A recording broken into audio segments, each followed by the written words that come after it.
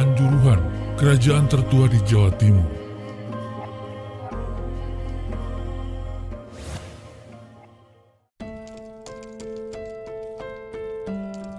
Garis sejarah politik pemerintahan berupa kerajaan di Tanah Jawa didominasi oleh Mataram kuno yang bermula dari Jawa bagian tengah kemudian bergeser ke timur dengan rajanya Mpu Sindo, dilanjutkan dengan Kahuripan yang nantinya terpecah menjadi Jenggala dan Panjalu, kemudian bersatu menjadi Panjalu atau Kediri.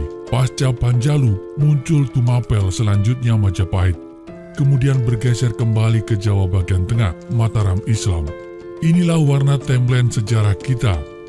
Namun ternyata ada satu kerajaan di Jawa bagian timur yang luput dari pandangan karena berada di luar dari garis sejarah kerajaan-kerajaan di atas, yakni Kanjuruhan atau Kanuruhan, yang secara geografis letaknya di Kanjuruhan, Malang sekarang. Sobat Getigu, jangan lupa subscribe channel ini, klik like, komen, dan share. Kita lanjut lagi video ini.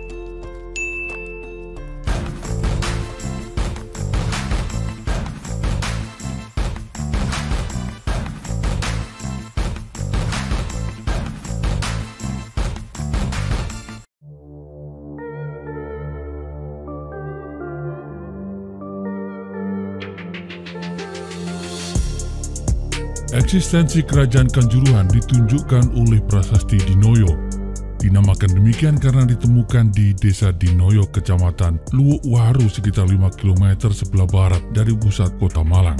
Fakta menarik dari prasasti ini adalah penggunaan pertama huruf Jawa kuno dipadu dengan bahasa Sansekerta yang menceritakan masa keemasan kerajaan Kanjuruhan pada tahun dengan candra sengkala yang berbunyi Nayana Vasurasa, tahun 682 Saka atau sekitar 760 Masehi.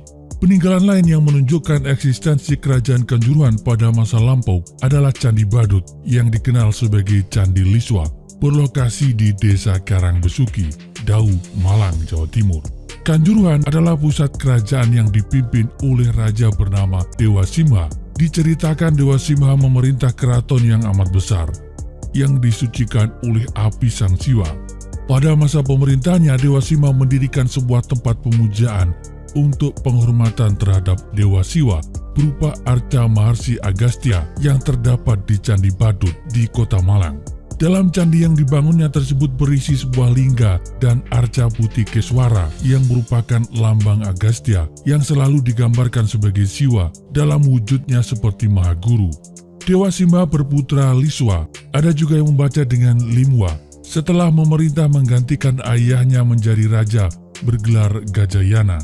Kekuasaan kerajaan Kanjuruhan era Gajayana meliputi daerah lereng timur dan barat Gunung Kawi, ke utara hingga pesisir Laut Jawa. Pada masa pemerintahan Raja Gajayana, Kanjuruhan berkembang di segala bidang, mulai dari pemerintahan, ekonomi, sosial maupun seni dan budaya.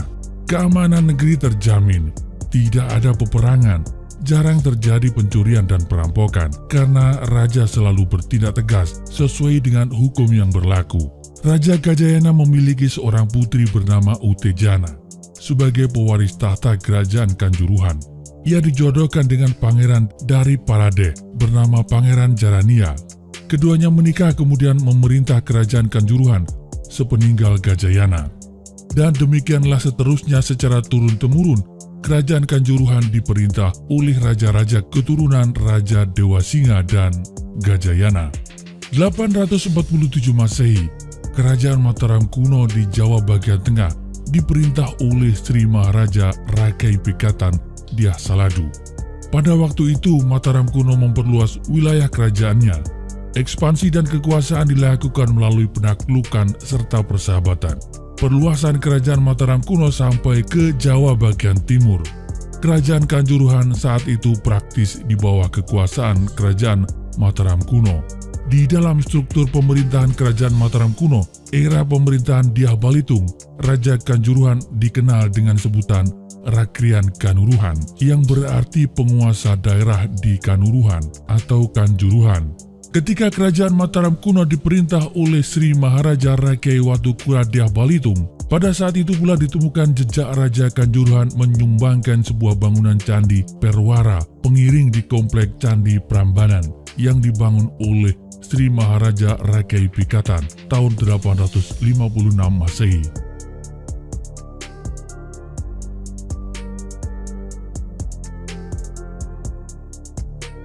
Tema yang dimuat dalam video ini terjadi puluhan bahkan ratusan tahun silam, sehingga sangat mungkin tidak sama persis seperti asal kejadian. Catatan sejarah bisa saja berbeda dengan bukti dan kenyataan. Terhadap hal itu, admin terbuka pada setiap masukan. Admin juga tidak menganggap bahwa yang kami sampaikan adalah satu kebenaran tunggal.